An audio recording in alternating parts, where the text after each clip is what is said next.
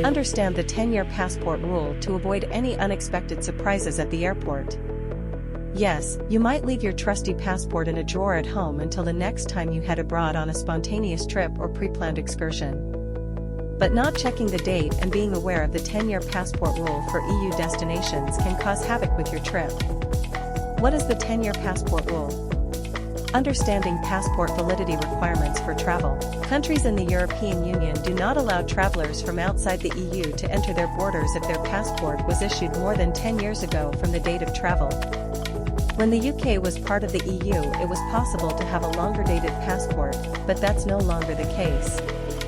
To be in line with the rules and not face any problems the next time you try to fly, your passport must be less than 10 years old from its issue date and have at least 3 months left on it after your intended departure date.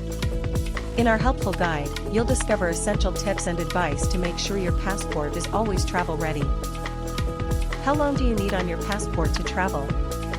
EU passport rules explained.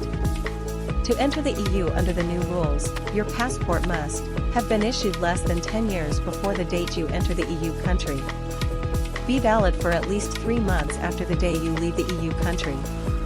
If your passport does not meet these minimum requirements, you will be refused entry to the country. The one exception for British travelers is Ireland, who are honoring the previous agreement. If your passport was issued before September 2018, when the rules changed, it's super important to take note. Basically, under old regulations, up to 9 months could be carried over from an old passport. This stopped in September 2018. So if your passport was issued before then, it may appear valid for longer than a decade.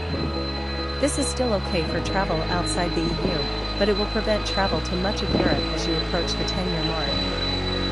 If your passport has been issued after September 2018, it will have a cap of 10 years, which means you won't face any issues.